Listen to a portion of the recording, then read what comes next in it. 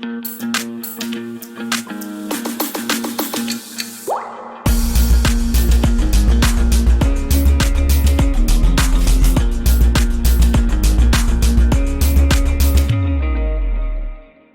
livro de 1 Samuel, no capítulo de número...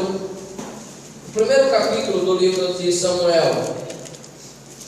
Samuel, capítulo 1.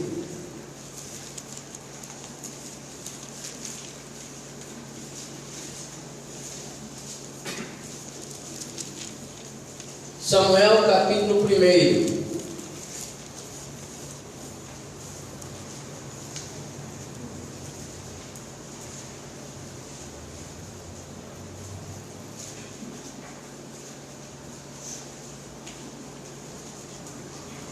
Já tivemos a oportunidade de algumas vezes trabalhar, pensar, refletir sobre essa passagem, mas mais uma vez nós gostaríamos de fazer menção desse texto maravilhoso e daquilo que o Senhor deseja nos falar nessa noite, sobre um pouco da história e da trajetória dessa mulher de Deus chamada Ana. E eu tenho certeza que Deus vai falar tremendamente aos nossos corações. Gostaria que você mais uma vez, aqueles que já encontraram, pudessem fechar os seus olhos para juntos orarmos ao Senhor. Maravilhoso e eterno Pai, Senhor nosso Deus, nós te louvamos por essa noite. Te louvamos pela tua bondade e pela tua misericórdia. Te louvamos pela certeza que o Senhor está presente nesse local. E te pedimos o auxílio do teu Espírito Santo enquanto transmitimos a tua palavra. Te pedimos, ó Deus, que o Senhor esteja preparando os nossos corações, à semelhança de um agricultor que prepara a terra para receber a boa semente. Que nessa noite a tua palavra, ó Deus, gere nos nossos corações, gere edificação, consolo e exortação. E que assim seja para o louvor e glória do teu santo nome, em o nome do Senhor Jesus. Amém e amém. 1 Samuel capítulo 1 até o verso de número 20. É um texto bastante longo, mas é necessário fazer a leitura de todos esses versos, a fim de fazer algumas observações e algumas aplicações que certamente serão proveitosas. Houve um homem de onde?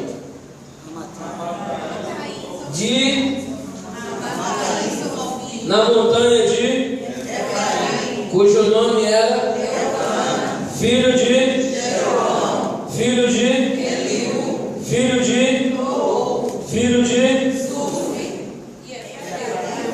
e esse tinha duas mulheres. O nome de uma era Ana e o nome da outra era Penina. Penina tinha filhos, porém Ana não tinha filhos. Subia, pois, esse homem na cidade de ano em ano, a fim de adorar e a sacrificar ao Senhor dos exércitos em Siló. Estava ali os sacerdotes de Siló, e estava ali também o sacerdote do Senhor, Ofni e Finéias, os filhos de Eli.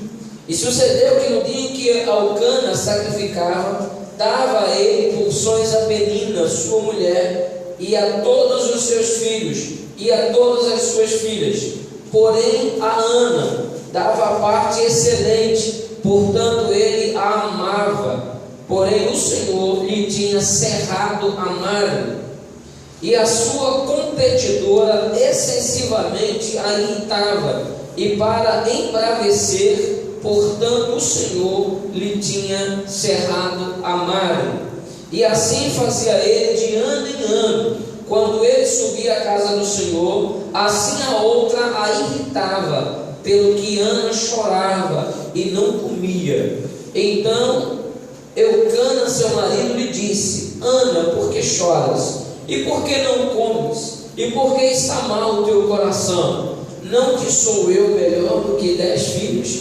Então Ana se levantou depois de comerem e beberem em Siló, e Eli, o sacerdote, estava sentado numa cadeira junto ao pilar do templo do Senhor. Ela, pois, com angústia na alma, orava ao Senhor e chorava abundantemente. E voltou um voto, dizendo: Senhor dos exércitos, se bendigamente atentares para a aflição da tua serva, e de mim se lembrares, e da tua serva não te esqueceres, mas a tua serva deres um filho varão, ao Senhor o darei por todos os dias da sua vida, e sobre a sua cabeça não passará navalha. E sucedeu que, perseverando ela em oração perante o Senhor, Eli fez atenção, chamou atenção à sua boca. Portanto, Ana no seu coração orava, não se movendo os seus lábios, porém não se ouvia a sua voz, pelo que Eli a teve por embriagada. E disse Eli: até quando estarás tu embriagada? Aparta-te de ti o vinho. Ana, porém, respondeu e disse: não, Senhor meu, eu sou uma mulher atribulada de espírito, nem vinho nem bebida forte tenho bebido, porém tenho derramado a minha alma perante o Senhor. Não temas, pois, a tua serva por filha de Belial, porque da multidão dos meus cuidados e do meu desgosto tenho falado até agora. Então respondeu Eli e disse: vai em paz, o Deus de Israel te conceda a tua petição que te pedistes. E disse ela: ache a tua serva graça em teus olhos. Assim a mulher se foi caminhando, e a partir daí comeu, e o seu semblante já não era triste. Levantou-se de madrugada, adoraram perante o Senhor e voltaram, e vieram à casa, a Ramá. Eucana conheceu a Ana, sua mulher, e o Senhor se lembrou dela. E sucedeu que, passando algum tempo, Ana concebeu e teve um filho, e chamou seu nome Samuel, porque dizia ela: o tenho pedido ao Senhor. Amém? Que texto maravilhoso. Que Deus aplique sua palavra nos nossos corações. Meus queridos, acredito que todos os amados, em algum momento dessa leitura, chamam a atenção essa personagem chamada Ana. Essa mulher que aprendeu a enfrentar uma luta terrível no seu casamento. Acredito que quando todos imaginam casar, imaginam viver a vida conjugal nos seus momentos mais felizes. Quando estamos enamorados e quando estamos apaixonados, imaginamos encontrar uma pessoa, um rapaz, uma moça que possa nos construir um lar, uma família e ter momentos extremamente desagradáveis. Imaginamos o casamento muitas vezes até de uma forma utópica, fora da realidade. Imaginamos que o casamento não haverá problemas, não haverá dificuldades. Imaginamos que no nosso casamento não haverá dívidas, não haverá desentendimento, não haverá ausência de diálogo, ausência de carinho, não haverá no nosso casamento palavras que possam de repente machucar e ferir o coração. Mas a realidade é bem diferente. A vida conjugal acaba fazendo com que venhamos experimentar alguns momentos difíceis na caminhada, alguns momentos que estaremos sendo tentados todos os dias a renunciar. Mas é por amor a Deus, por amor ao nosso cônjuge, que Deus vai nos encorajar cada dia a andar a segunda milha. E às vezes será necessário andar a segunda milha e dar a outra face, para que o nosso casamento, para que a nossa vida conjugal, para que o nosso relacionamento com Deus continue de pé, firme, sólido e alicerçado sobre a rocha que é Cristo. A Escritura vai nos dizer, meus queridos, que essa mulher ela tinha vários motivos para se sentir da maneira que ela estava sentindo. Se você observou atentamente a leitura, e se essa não foi a primeira vez que você leu esse relato, você vai ver que Ana encontra-se uma mulher com o coração amargurado. É essas palavras que ela vai utilizar. Ela está com a alma atribulada, ela está angustiada, ela está profundamente triste. Era essa a situação da Ana nesse momento. Era casada com um homem de posses. Eucana era um homem de posses, ele havia uma certa quantia em seu nome, havia propriedades no seu nome, era alguém que tinha uma reputação naquela região em que eles moravam, era alguém que era sensível às necessidades de Ana, que amava profundamente a Ana, era um homem respeitado, era um homem honrado, era um homem que tinha um carinho especial por Ana, mas Ana não era feliz, Ana não estava feliz. Ana não estava se sentindo realizada, não apenas com o seu casamento de uma forma geral, mas com a sua própria vida. Algumas coisas estavam acontecendo na vida de Ana e algumas coisas estavam instaladas há alguns anos na vida de Ana que não fazia com que Ana desfrutasse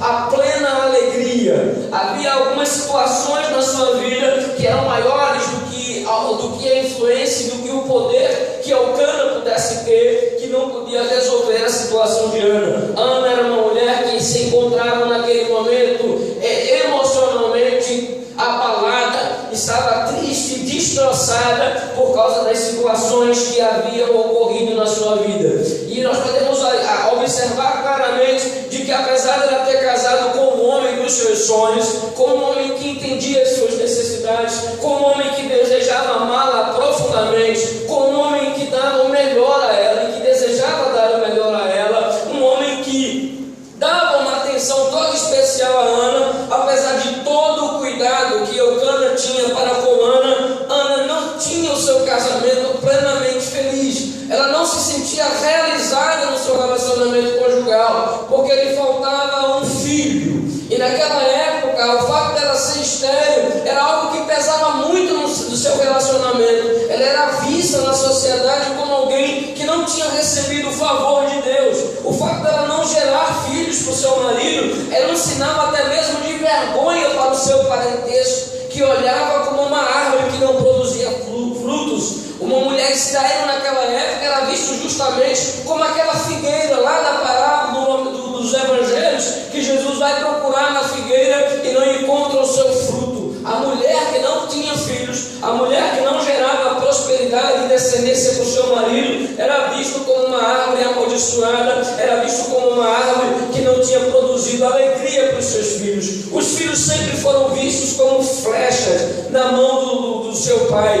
Os filhos sempre foram vistos como uma herança na mão do seu pai. E a ausência de filhos mostrava que o homem talvez não fosse tão abençoado. A mulher que não gerasse filhos para o seu marido indicava que ela não estava fazendo plenamente feliz o seu marido. Apesar das afirmações, das palavras de afirmação de Elcana, de que amava e que amava profundamente, a realidade é que Ana não se sentia feliz, porque imaginava que Elcana não era plenamente feliz naquela relação, porque ela não podia proporcionar filhos. Era um ao outro tentando fazer o outro feliz. E isso é um princípio importante no relacionamento conjugal. Elcana fazia de tudo para fazer Ana feliz, e Ana desejava fazê-lo feliz, dando-lhe um filho que a vida, que Deus o havia negado até aquele momento. Então havia esse sentimento, havia essa intenção no coração de Ana, de poder, pela bondade, pela misericórdia, pela graça de Deus,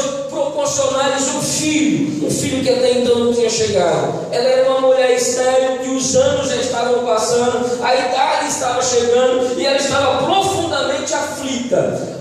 O simples fato dela ser estéril já era algo que mexeria profundamente com o coração dela, como até nos nossos dias, tendo uma cultura totalmente diferente daquela, ainda mexe com o coração de uma mãe que não pode gerar seus filhos. Haja aí a grande número de filas que há nos hospitais de referência, na intenção de ajudar as mães que existe algum problema em relação à gravidez. E há um grande número de mães que procuram resolver até hoje, né? Uma busca, o desejo de se sentir plenamente realizada como mulher, como esposa, gerando no seu ventre uma criança. Mas a Escritura vai nos dizer que não apenas havia esse problema no casamento, aquilo que era visto como uma infelicidade, como algo que trazia dor, angústia e tristeza. Mas Ana também não apenas tinha que lidar com a dor do seu coração, mas ela era alfinetada por alguém que lá estava, alguém próximo, porque as piores alfinetadas da nossa vida não serão dadas por estranhos. As maiores pedradas da nossa vida não serão dadas por estranhos. As maiores pedradas da nossa vida ocorrerão justamente daquelas pessoas que estão ao nosso lado, pessoas que fazem parte do nosso círculo de amizade, pessoas que estão ao nosso redor. Foi assim com Estevão, era assim também com Ana. Penina fazia parte do ciclo de relacionamento dela, era outra esposa de Elcana. E aquela mulher, embora Deus a tivesse abençoado e ela fosse uma mulher que tinha filhos e tinha filhas, mas ela usava os seus filhos e as suas filhas como uma arma nas mãos de Penina para machucar e para ferir o coração de Ana. Por diversas vezes, por diversas ocasiões, as duas estiveram num lugar de adoração juntas. E é interessante porque não apenas Eucana e Ana subiram ao templo, mas também Penina estava lá. Mas Penina não estava no templo para adorar. Penina não estava no templo para reverenciar ao Deus Todo-Poderoso. Penina não estava no templo para rasgar o seu coração e agradecer a Deus tudo que o Senhor tinha feito na sua vida. Penina não estava no templo para clamar pela vida de Ana, que podia muito bem ser a sua melhor amiga. Ela estava no templo, estava num lugar de adoração, estava participando de um ritual religioso, mas o coração de Penina não estava naquele local. O coração de Penina havia maldade. No coração de Penina havia malícia. No coração de Penina havia maledicência. No coração de Penina havia a intenção de humilhar e de prejudicar Ana, mesmo em um lugar de adoração, mesmo em um lugar de culto, mesmo em um lugar que tinha sido preparado para glorificar a Deus. Lá estava Penina para não glorificar a Deus e para machucar aqueles que foram feitos à imagem e semelhança de Deus, como Ana. É interessante porque na nossa vida, como na vida de Ana, é necessário às vezes algumas peninas. Por mais dolorosos que sejam, a realidade, Penina houve um efeito positivo na vida de Ana. Se Ana não tivesse encontrado Penina, é possível que ela terminasse os seus dias estéril. Se Ana não tivesse cruzado no seu caminho Penina, se ela não fosse a esposa de Eucana, é possível que Ana muito antes teria se conformado com a sua situação. É possível que muito antes Ana tivesse reconhecido: não foi a vontade de Deus, não adianta clamar, não adianta pedir, foi Deus quem quis assim, e ponto final na história. Mas Penina, com toda a sua zombaria, Penina com todas as suas chacotas, Penina com todos os seus apontamentos, Penina com as suas piadas maliciosas que entristeciam o coração de Ana, Penina que tinha tudo para parar Ana, foi justamente ela que impulsionou Ana a fazer a coisa certa. Na nossa vida é possível que venhamos encontrar pessoas à semelhança de Penina, pessoas que tenham a capacidade, através das suas palavras, das suas ações, de gestos, de nos parar, de nos neutralizar, de nos entristecer de uma tal maneira que não conseguimos mais caminhar, mas parar na caminhada. Mas nessa noite o Senhor nos convida a olhar para as peninas que possam aparecer na nossa vida com misericórdia, com compaixão, e dizer para nós mesmos: não há penina que possa me parar, porque as peninas que aparecerem na minha vida, as pessoas que forem colocadas na minha vida, para que de alguma forma possam me prejudicar, me fazer o mal e me trazer de tristeza, elas vão me impulsionar para o centro da vontade do meu Deus, mas não vão me parar. Eu vou continuar, eu vou prosseguir, eu vou levantar a cabeça, eu vou erguer, eu vou fazer justamente o que Ana fez. Mas é importante também imaginar que talvez você tenha uma penina na sua vida, talvez você já tenha tido peninas na sua vida, mas talvez você seja penina na vida de alguém. Diga misericórdia. Talvez você seja penina na vida de alguém. É sério.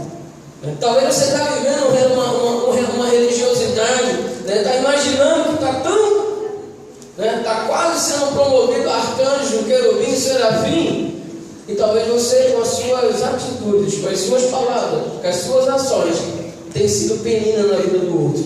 Em vez de edificar, em vez de consolar, em vez de erguer, através das minhas atitudes, das minhas palavras, tem sido motivo de causar tristeza, dor e angústia. Então, se você é penina, diga: Senhor, tem misericórdia de mim, que eu não estou aqui, eu não estou nessa terra para ser instrumento para causar tristeza no coração das pessoas. Eu não estou nessa terra para que aquilo que sai dos meus lábios produza tristeza e dor para aqueles que possam me ouvir. Eu estou nessa terra para que aquilo que saia dos meus lábios seja uma tua palavra, que tenha um poder de vida, vida, que tem um poder de cura, que as minhas palavras possam ajudar a restaurar, a curar, a erguer, a levantar, a enxugar as lágrimas, mas não derramá-las. Mas Ana encontrou no seu caminho uma mulher chamada Penina. Ela passou a ser alvo de zombarias. Então a sua autoestima, que já estava prejudicada pelo fato de ser estéril, foi ainda mais pelo fato de ser confrontada. Então imagina, se coloca um pouco na situação de Ana, para entender como ela se encontrava nesse momento, para não apenas olhar os momentos de tristeza, mas ver o que ocasionou aquilo. Havia também, dentro desse momento, algumas reações que passaram a tomar conta do coração dela. Reações que mostram claramente como as emoções de Ana estavam abaladas. Ana já não tinha vontade de comer, Ana já não tinha mais vontade de prosseguir, Ana já estava triste. E a Escritura vai nos dizer, no texto que nós acabamos de ler, que a sua face demonstrava isso claramente. Ela estava profundamente triste. Ela vai expressar isso. Mas Ana, diante daquele dilema, diante daquela guerra de emoções, diante daquela realidade em que ela se encontrava, ela tinha algumas opções na sua vida. Sempre temos opções. Nós estamos vivendo sempre tendo a oportunidade de tomar algumas escolhas interessantes na nossa vida. Não é à toa que Joel vai nos falar em uma determinada passagem de que nós estamos vivendo num vale das decisões. E essas decisões, elas surgem todos os dias na nossa vida. Decisões que nos conduzirão para a felicidade, decisões que nos conduzirão para a infelicidade. E Ana teve a oportunidade de fazer uma grande escolha.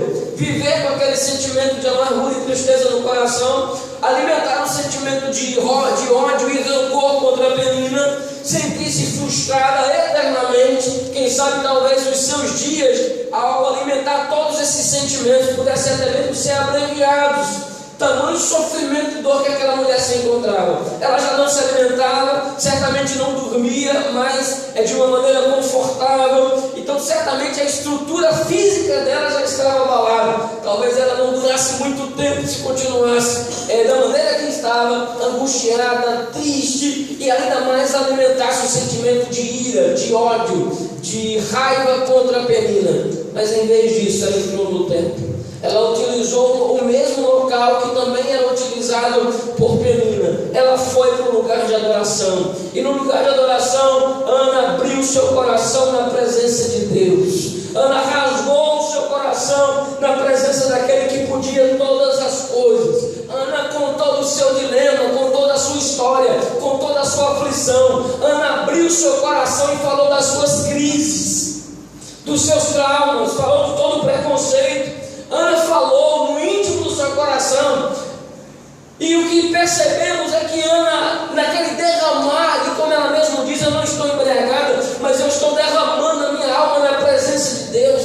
Ela estava chorando copiosamente, chorando muito, certamente soluçava aos plantos, buscando a presença de Deus, e derramando seu coração na presença de Deus, e suplicando a Deus, dizendo: Senhor, eu quero um filho. Se o Senhor me der um filho, eu vou dedicar ao Senhor. Se o Senhor me der um filho, eu vou dedicar para que ele possa te servir por todos os dias da sua vida. Naquele dia, Ana tem um encontro com o seu Deus naquele lugar, com a alma batida, com a alma cansada, sem mais aguentar aquela situação que ela estava vivendo. Ana aparentemente chegou no fundo do poço. Emocionalmente ela estava abalada, não estava sem direção, sem ânimo algum. As palavras de Eucana já não mais tinham sentido para ela, não alegravam, não confortavam. Mas ela entrou no templo, e quando ela entra no templo, ela se derrama, não na presença do seu marido que a cuidava, que cuidava dela, que a amava, mas se derramou na presença do Deus que podia fazer algo por ela. O que Eucana podia fazer era amá-la mais do que 10 filhos. O que Eucana podia fazer por ela era dar parte dobrada do sacrifício para ela. Mas Deus podia fazer coisas maiores para a vida de Ana. Deus podia fazer um milagre acontecer na vida de Ana.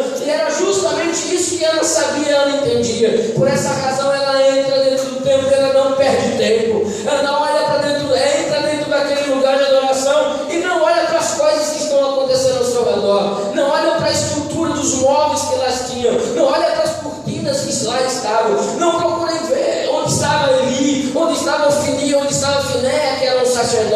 Ana abriu seu coração na presença de Deus. Ana se derramou na presença do Deus Todo-Poderoso. E isso é uma demonstração clara de que apesar de toda luta, apesar de toda dificuldade, apesar de toda aflição, aquela mulher, há algo que a tristeza não arrancou do seu coração. A certeza de que existe um Deus no céu que pode todas as coisas. Ana se ajoelha naquele local, abre o seu coração, clama a Deus Todo-Poderoso, porque ela acreditava: há um Deus no céu que é o Deus do impossível, há um Deus no céu que pode mudar o quadro e a situação da minha vida, há um Deus no céu que pode realizar o meu desejo, o meu anseio, há um Deus no céu que pode mudar o meu cativeiro. Ela acreditava, ela não foi passar tempo naquele lugar de adoração, ela foi se derramar na presença daquele que pode todas as coisas. Eu creio que o Senhor pode. E ela clama como alguém que tem convicção: Senhor, se tu atentares para a aflição da tua serva, e se o Senhor quiser me dar um filho, se o Senhor me der um filho. Ela tinha convicção de que ela estava diante de um Deus que podia dar o filho que ela desejava. Quantas vezes, meus queridos, diante de algumas lutas e dificuldades na nossa vida, até temos força de vir ao templo, até temos força de vir a esse lugar de adoração, até conseguimos se ajoelhar ou sentado mesmo orar e abrir os nossos corações, até conseguimos algumas vezes derramar lágrimas na presença de Deus, mas quando vai para a convicção, aí está o problema. Nós não conseguimos acreditar de fato que Deus tem cuidado de nós, nós não conseguimos repousar na certeza de que Ele tem todo o poder. É aquela história que alguém já contou, que no campo missionário, depois de um tempo de seca, os irmãos se reuniram para orar e marcaram amanhã, às 3 horas da tarde, todos vamos estar reunidos, porque nós vamos orar para que haja chuva. E quando chegou 3 horas da tarde, as pessoas foram para o templo e lá chegou uma menininha de 9 anos com um guarda-chuva na mão. As pessoas olharam para ela meio esquisito, o missionário se aproximou dela, perguntou: mas para que esse guarda-chuva? E a menina disse: nós não estamos aqui para orar para que Deus mande chuva, então eu já estou com o guarda-chuva na mão, porque se nós vamos aqui orar, eu creio que Deus vai mandar chuva. O que falta muitas vezes, meus queridos, é porque até temos força de sair de casa e chegar nesse lugar, até conseguimos até prestar o culto, até chorar, choramos, até nos choramos copiosamente, mas quando Deus contempla o coração que está sem guarda-chuva na mão. Mas nessa noite nós desejamos que venhamos sair daqui encorajados a dizer: Senhor, eu quero estar com o guarda-chuva na mão, certo, que nós vamos orar para que Deus mande chuva e Deus vai mandar chuva. Eu quero orar: Senhor, nós estamos certos e que nós vamos orar para que Deus mande a cura e o Senhor vai mandar a cura. Senhor, nós vamos aqui orar, Senhor, para que Deus abra a porta de trabalhos e nós vamos já preparar o currículo, nós já vamos separar os documentos, porque Deus vai abrir porta de trabalho.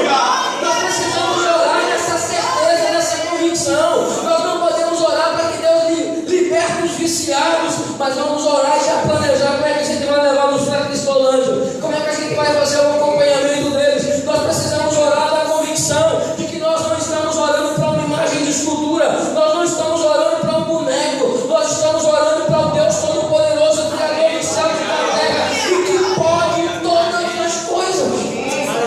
É nessa certeza e nessa convicção que Ana chega naquele lugar e diz: Senhor, tu podes me dar um filho. Me dá um filho, Senhor, eu sei que o Senhor pode. Eu sei que nada, ninguém nessa terra pode. Não há mais nada que eu possa fazer. Mas, Senhor, eu estou pedindo naquele que pode me dar um filho. O que é que nós temos clamado ao Senhur? O que é que nós temos buscado a Deus? Quais têm sido as nossas súplicas? Quais têm sido as nossas petições? Uma coisa é certa: se aproxime de Deus crendo que Ele existe, crendo que Ele é real, crendo que Ele se importa com as nossas necessidades, crendo que Ele está atento ao momento que nós estamos vivendo, crendo que Deus entende o momento que nós estamos vivendo e deseja que urgentemente venhamos depositar nele a nossa total confiança, a nossa fé, a nossa confiança plena na certeza de que o Senhor tem cuidado de cada um de nós. E não há razão para duvidar. O que o texto nos diz, meus queridos, é que aquela mulher, além de todo o problema que ela vivia, além desse momento de adoração em que ela se encontrava, demonstrando claramente que confiava em Deus, aí Deus vai e permite que outra pessoa entre no cenário. Um homem chamado Eli. Era um sacerdote. Era um homem que era responsável pelo culto. Era um homem já experiente na obra, um homem que já tem um tempo naquele local. Aquele homem tinha tudo para conduzir Ana a um momento mais intenso de comunhão a Deus. Mas foi justamente aquele homem que poderia ter mais uma vez neutralizado a fé de Ana. Aquele homem julgou, não compreendeu e levantou uma falsa acusação contra Ana, dizendo que ela estava naquele momento embriagada. Mas uma hora dessa do dia você já está embriagada desse jeito, larga esse vinho, mulher. Era um homem que estava olhando de longe uma situação, não conhecia Ana, não sabia as suas lutas, as suas dificuldades. Era um homem que estava com miopia espiritual, não enxergava nada direito. Se enxergasse perfeitamente as coisas, teria observado as atitudes dos seus dois filhos, Ofni e Finéias, mas os seus olhos estavam aguçados para compreender e para encontrar uma falha em Ana, e foi justamente em Ana que ele foi, e acaba confrontando Ana com algo que não era a sua realidade. Aquela palavra poderia ter causado um sentimento de tristeza, né? Quem sabe Ana podia ter parado a sua oração, parado o seu clamor e simplesmente ter se dirigido a qualquer outro lugar, porque até mesmo no lugar de adorar a Deus, ela não estava sendo compreendida, ela não estava sendo amada, não estava havendo misericórdia, não estava havendo compaixão. Mas graças a Deus Ana tinha maturidade para entender que às vezes Eli, sacerdotes, pessoas experientes, pessoas que já estão há muito tempo na caminhada cristã, elas talvez não estejam enxergando direito as coisas, e Ana acabou por fazer com que aquela atitude dela, em vez de ela simplesmente sair, fugir ou confrontar, Ana continuou tendo humildade no seu coração, mostrou ser uma serva por excelência, e o resultado disso é que aquele mesmo homem que não a compreendeu e fez um pré-julgamento negativo ao seu respeito, é o mesmo homem que libera uma bênção sobre a vida de Ana. Ana, o Senhor vai te dar o filho que o Senhor está pedindo.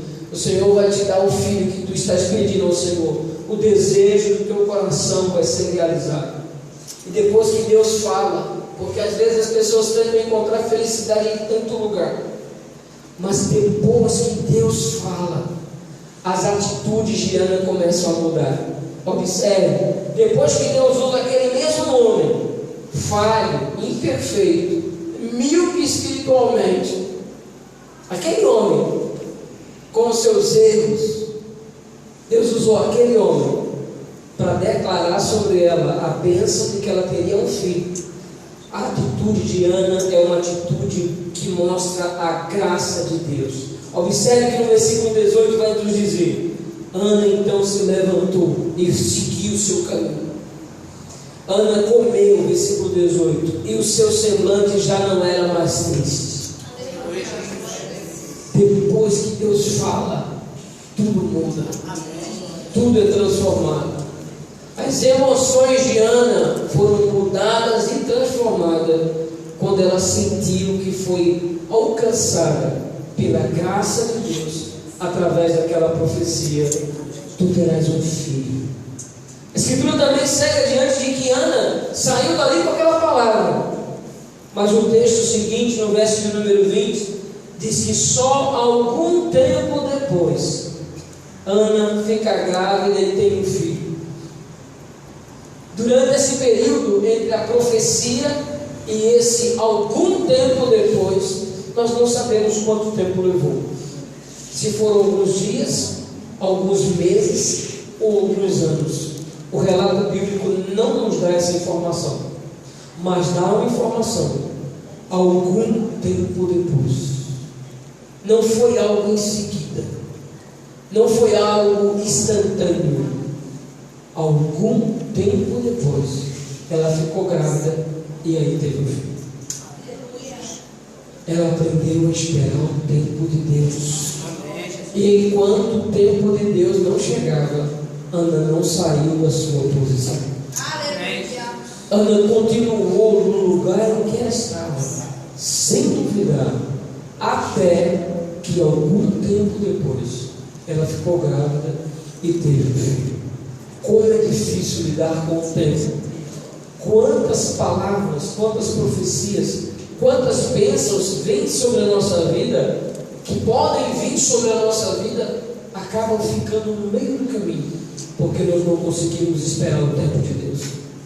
Mas Ana aguardou, passa algum tempo, para que o tempo de Deus chegasse na vida dela e ela se cumprisse, tendo a luz ao filho. E Ana não duvidou. Seria fácil para ela começar a questionar, mas não houve no seu coração a dúvida.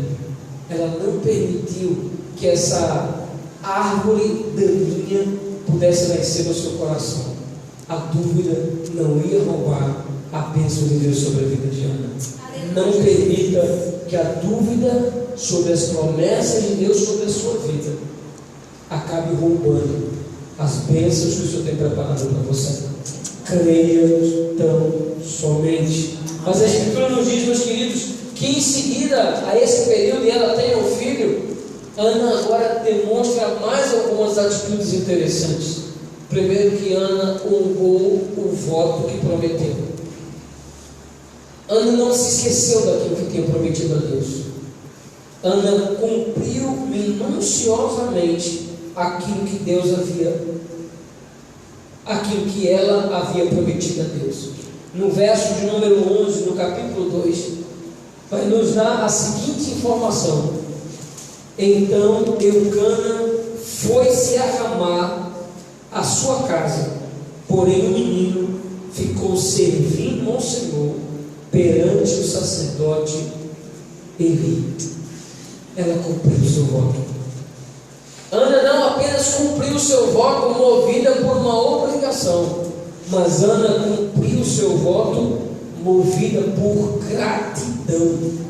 Porque tudo que nós fazemos para Deus não pode ser feito por obrigação. É melhor fazer por obrigação do que não fazer. Mas Deus deseja que venhamos fazer por gratidão, por amor, por devoção. É por essa razão que ela vai nos dizer no verso 1: então Ana orou e disse: o meu coração exalta, agradece, o meu poder ao Senhor, o meu poder está exaltado no Senhor, a minha boca se delatou sobre os meus inimigos, porque se alegrou na minha salvação. Não há santo como o Senhor, porque não há outro fora de ti, ou rocha nenhuma há como o nosso Deus. Não multipliques palavras de altíssimas altivez, nem saiam coisas árduas de vossa boca, porque o Senhor Deus é sabedoria, e por Ele são as nossas obras pesadas na balança. Ela não retribuiu o mal por mal. O que ela está dizendo a Deus é isso. Enquanto ela era atacada, ela não retribuiu o mal por mal. Aí ela continua falando acerca desse Deus. O Senhor é aquele, o arco dos fortes foi quebrado, e os que tropeçavam foram cingidos de força. Os fartos se alugaram por pão, cessaram-se os famintos. Até a estéril teve 7 filhos, e aqui tinha muitos enfraqueceu. O Senhor é o que tira a vida e a dá, faz descer a sepultura e faz tornar a subir dela. O Senhor empobrece e enriquece, abaixa e também exalta, levanta o pobre do pó, e desde o esterco exalta o necessitado, e o faz assentar na cadeira dentre os príncipes. Pleno reconhecimento de quem é Deus, do que Ele fez, da soberania de Deus e a demonstração da sua gratidão a Deus.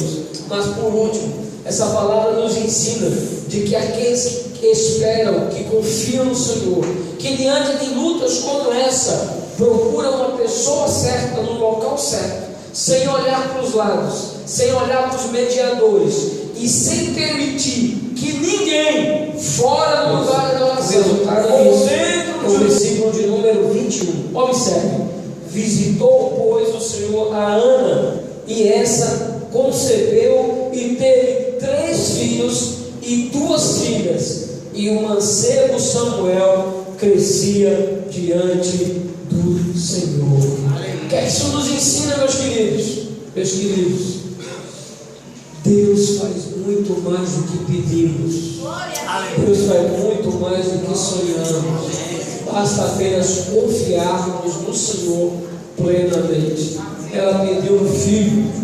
Deus deu não apenas um filho, mas deu 3 filhos e 2 filhas, 6 lindos filhos, um dos quais ela dedicou única e exclusivamente ao Senhor. Deus é bondoso, é misericordioso, conhece as nossas necessidades, transforma a nossa vergonha em alegria e nos dá dupla honra. Que Deus nos abençoe em nome do Senhor Jesus.